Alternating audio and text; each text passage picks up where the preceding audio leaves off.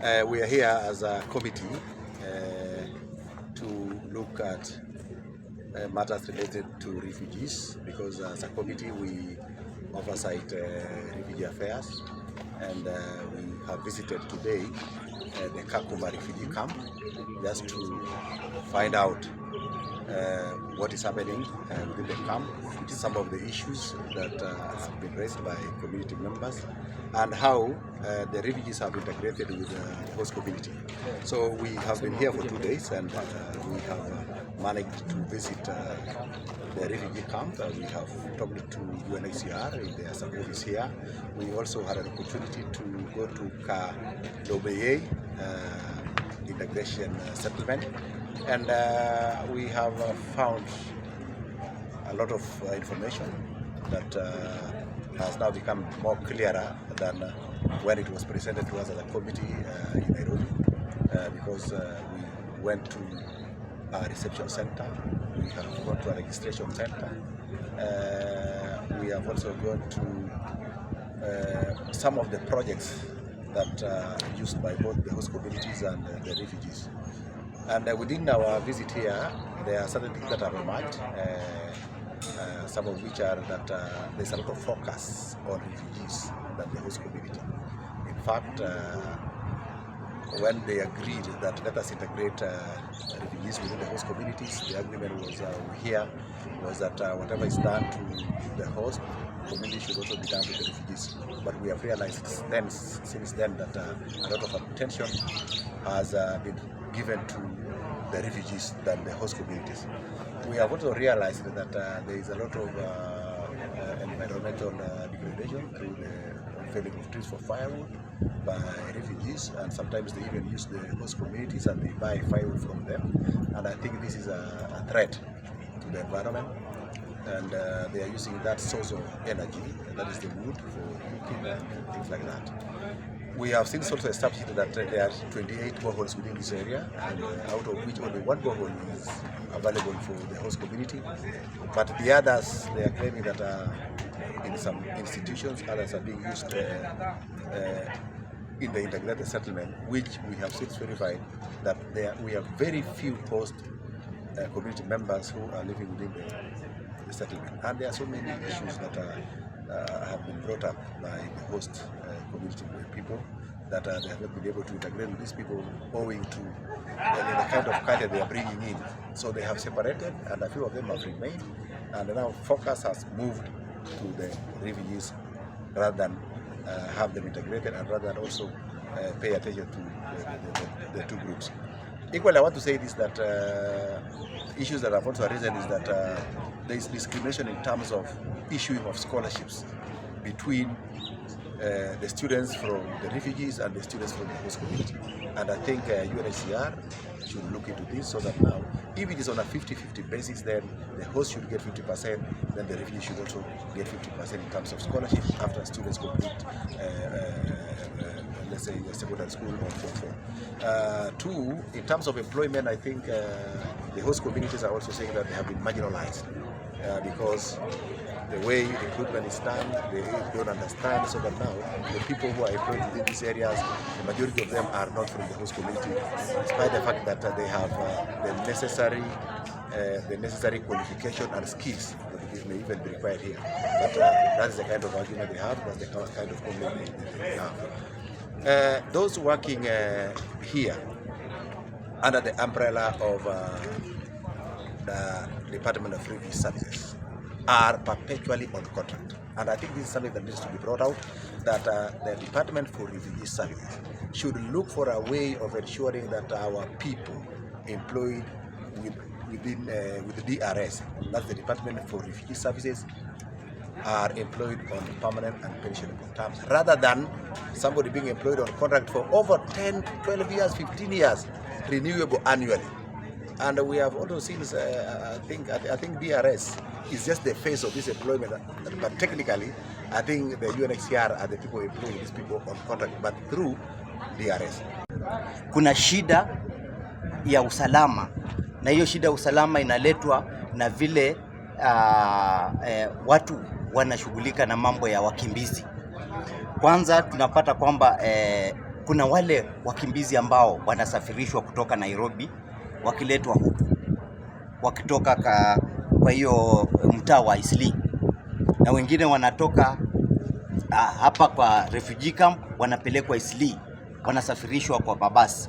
Hilo ni jambo ambalo liko na uzito sana, na serikali yafaa iamke usingizini, na ndio kwa sababu ninampongeza Mudavadi, na Mudavadi aamke aanze kazi. Hiyo ndiwe kazi yake ya kwanza, afanye uchunguzi, ajue kwamba hao watu ambao wanasafirishwa kutoka Eastleigh wakiletwa Kakuma na wale wanasafirishwa kutoka Kakuma kupelekwa Eastleigh, mipangilio yao ni nini, nia yao ni nini, na nani ambaye anahusika na hayo maneno, kwa sababu tusipo shughulikia swala hilo saa hizi tutakuja kupata shida katika usalama wa nchi, kwa sababu hayo usafiri wa hao watu ambao wakimbizi quotes ambao wanasafirishwa kutoka Eastleigh wakiletwa huku na wale ambao wanasafirishwa kutoka Kakuma kupelekwa Eastleigh, hatujui nia yao, hatujui hao watu wametoka wapi, na hatujui wamebeba nini, na hatujui wako na nia gani katika nchi hii. Naona nchi hii tumekuwa na shida ya utovu wa usalama kwa mambo ya terrorism. Mambo ya terrorism tumepata kwamba Al-Shababu wanaingia wakipitia njia kama hizo. Kwa hivyo tusipopeana kipaumbele swala hilo, tutapata kwamba Al-Shabaab watapata njia ya kuingia Nairobi City na waweze kutekeleza uhalifu wao, na ile hali serikali ipo na serikali haijashughulikia jambo hilo. Kwa hivyo ninasema kwamba saa hizi vile tuko hapa, serikali yafaa ichunguze na ishughulikie jambo la usafiri wa wakimbizi kutoka Eastleigh hadi Kakuma na kutoka Kakuma hadi Eastleigh. Na jambo la mwisho, vile mwenyekiti na mwenzangu wa kamati tumesema kwamba hapa Kakuma, swala la wakimbizi linaposhughulikiwa na UNHCR kuna shida kubwa sana. Vile tumekuwa hapa hizi siku mbili, tumeona mambo ambayo yanastajabisha. Kwanza tunapata kwamba wakimbizi ambao wameingia humu nchini wako na chakula, wako na fedha, wako na barabara, wako na shule, wako na maji, wako na hospitali ambazo zinapeana afya kwao, na kazi pia wako nayo. Lakini yani, kwa ufupi, wanaangaliwa vizuri sana na haya mashirika.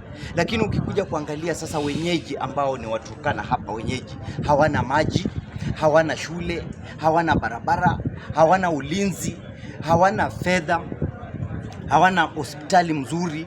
Wengi wao wamedhoofika kiafya, na tunashangaa kwa nini mambo kama hayo yawe yanafanyika Kenya hii. Unapata kwamba mwenye nchi anadhoofika na ule mgeni ambaye ni mkimbizi ndio anapata faida zaidi Kenya hii. Hilo jambo lazima lirekebishwe, kwa sababu hauwezi kuwa wewe ndio umepeana shamba ambayo ina host wakimbizi na wewe mwenyewe uko katika hali maututi. We've seen a lot in the 2 days we were here, and we were really touched by the cry of the Turkana County people. And it's the same as all other hosting communities, refugee hosting communities. There are 3 players. One, UNHCR in the affairs of refugee. One is UNHCR, the other one is DRS, one of refugee services, and then the host community. UNHCR's main purpose and job is to take care and protect and feed the refugees. Done it 100%. Refugees today in Kakuma are living in a life better than Turkana people. The host community are in plight of despair. What we have seen is that we visited a food distribution center today. All those who are working there, called incentives, 75%, are the refugees who are given food, who are given money, called pamba chakula, that's cash transfer plus food. And then they are given on top of that money for kupima hizo vitu, kupeana chakula, to organize people in queue, 8,000, 9,000 shillings. The Turkana people resident or the Kakuma residents are just in the fence watching. What they do is that when the refugee is given his ration, Kakuma, an old mother of 60, 70 years from Kakuma, Turkana, begs to carry the food for the refugee so at least she can get a kilo from that. That's how they take their living from the refugees. That's the plight of our people. So the refugees are in that plight situation, that desperate situation. UNHCR is doing its job of taking care of the refugees, but DRS and the government of Kenya has really slept on the job. They are working for UNHCR. That's what we established with no fear. We are part of the government, but we are telling the government that DRS is becoming an affiliate, a baby, a bending for UNHCR. That's why our people have been left alone. Environment have been destroyed. Our boys and girls who have finished Form 4 are loitering around, turning to other sort of insecure jobs. So one of the things, the message we are sending today to the Kenyan government, especially DRS and its mother ministry, Ministry of Interior and Citizen Service, Immigration Service, is that you have to up your game. You have to get control on the running of refugee affairs in Kenya. It is appalling that the database of refugees in Kenya is controlled by UNHCR. Kenya government has only a read and user mandate. They cannot alter, they just put in figures. It is under the custody of UNHCR and it's a security risk. We are told vetting of refugees are done. But who vets when you ask the refugees? It's staff of UNHCR plus DRS.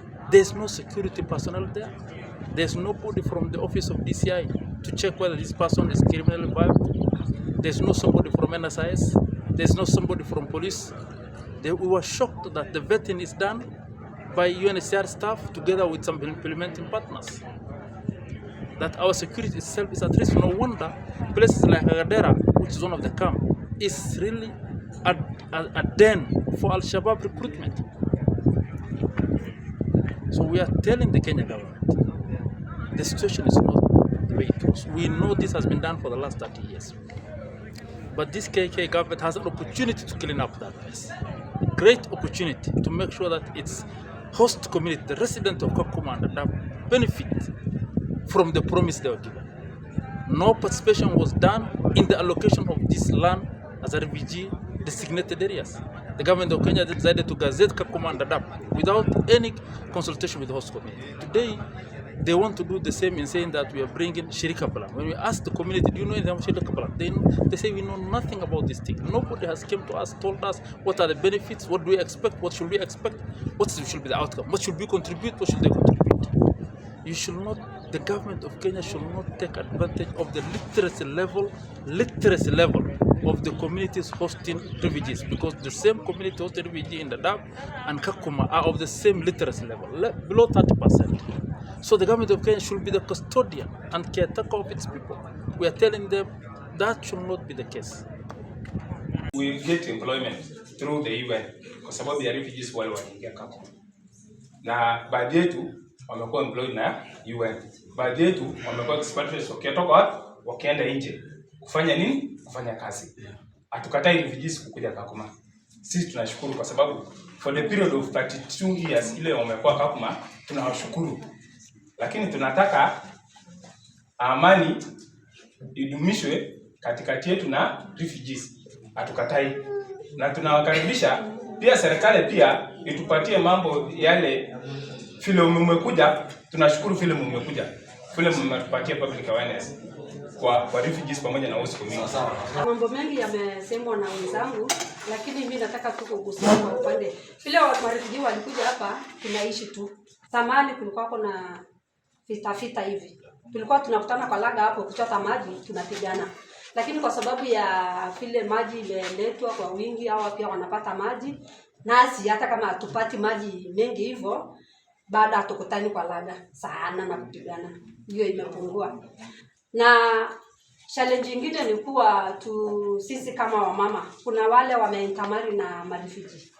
Na vile wameitamari na refugee, wakati refugee anapewa tiketi ya kutoka na kwenda nje, hao watoto wanabaki na sisi. Na wakati wanabaki na mama, anabaki bila baba. Na hakuna vile sasa huyo mtoto atasaidika kwa sababu baba yake ashaenda.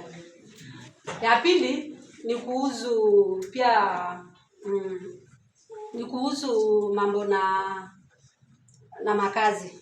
Makazi kweli bado ni chache. Wakati inakuja sisi wote ni host. Najua tukisema host, hata wale wametoka Kenya huku juu bado ni host. Kwa sababu tuko Kenya na tuna host refugee. Hawa pia wanakuja wanaingia. Sisi pia wakaaji wa hapa tunapata nafasi chache. Kwa hivyo hapo tunataka at least rekebisho, kwa sababu sisi kweli tunafaa kufaidika kwa sababu hao watu wanakaa kwetu. Na sisi ndio tunaumia, especially wamama. Sisi hapa hakuna kazi, sisi hatuna machamba. Lakini wakati marefugee wanapeana chakula, host hawapeani chakula. Wao wamama wanaenda kubeba chakula huko. Na wakati wanaenda kubeba chakula, wanapigwa. Kwa sababu wanaingia huko mabeba, maaskari wako huko wanakataza hawa. Kwa sababu hapo ndio wanaweza kupata mapato ya kuweza chakula ya kusaidika ikifika jioni. Na kweli ukifika jioni wakati wa kupeana ration, utaona Waturkana wanatoka huko refugee. Wanafuga hiyo laga wakienda manyumbani wakibeba hiyo machakula yenye wanapewa. Kwa hivyo hapo ni kama usaidizi na lalia mahali pengine na kwingine hakuna. Sija tupewe chakula hiyo bure, lakini tunaweza pewa pia usaidizi wa tofauti ili nasi tuweze kusaidika tofauti kuliko tu kwenda kubebea refugee chakula. Sasa kwa mfano saa hii mrefugee akisimama, mama ya mrefugee akisimama na hawa mama, utafikiria hawa mama Waturkana host ndio wako refugee. Sasa hata ukiona umetembea huko na umeona hawa, angalia hawa mama. Kwa hivyo kuna hiyo tofauti, I don't know inatoka wapi.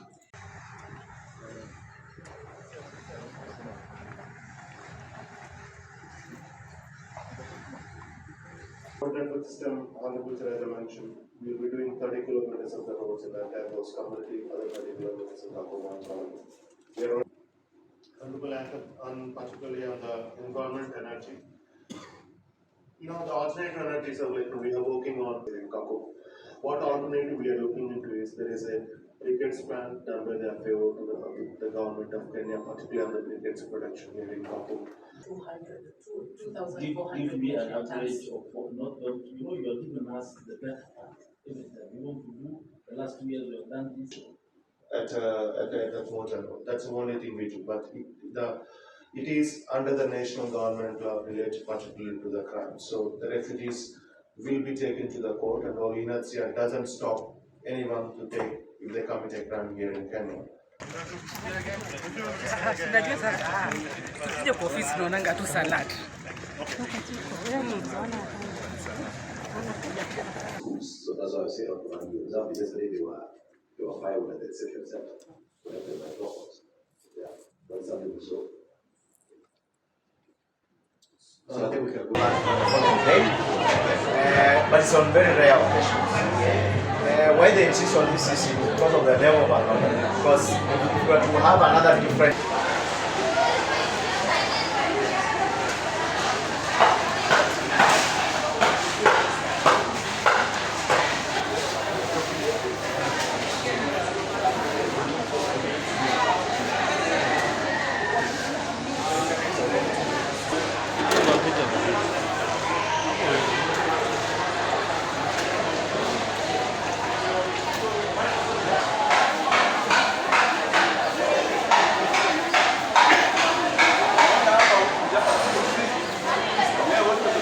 Even the beneficiary huwezi kuatia less than hiyo time. Vile anakuwa anaona tu hiyo ndio anajua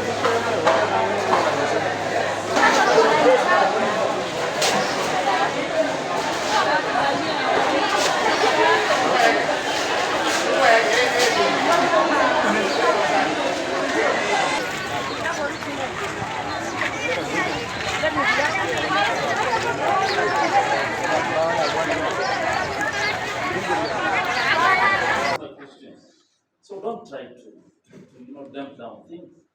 Just tell us, please, what has happened. So even when we talk to international partners, we're Africans. When you talk international, what? Food,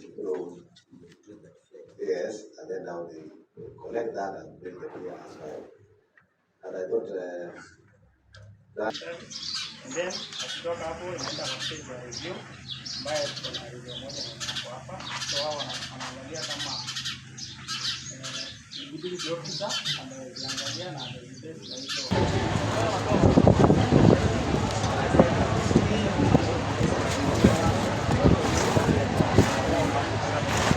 Hata ikashinda budget, annual budget ya serikali.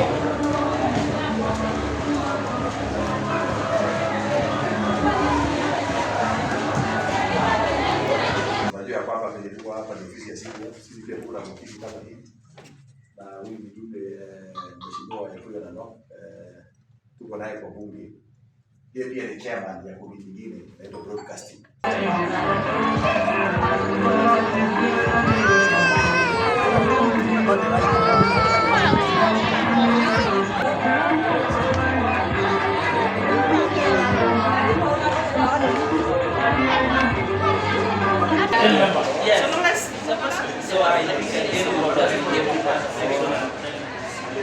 So the challenge is registration.